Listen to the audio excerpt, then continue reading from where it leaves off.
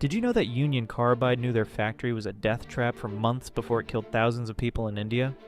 In 1984, the company deliberately cut safety staff to save money, even though they knew people could die. But here's what's truly sick. American executives got secret warnings and evacuated all U.S. workers 24 hours before the deadly gas leak happened. When the poison cloud finally escaped, it was 40 times more deadly than what Union Carbide told authorities. Over 15,000 people died that night in Bhopal, but the horror didn't end there. 40 years later, children are still being born with missing limbs, brain damage, and twisted spines because the toxic chemicals poisoned the groundwater forever. And here's the most enraging part. Union Carbide's CEO literally fled India on a private jet to avoid jail time. The company paid victims just $470 each for their suffering, then abandoned the poison site and without cleaning up a single drop.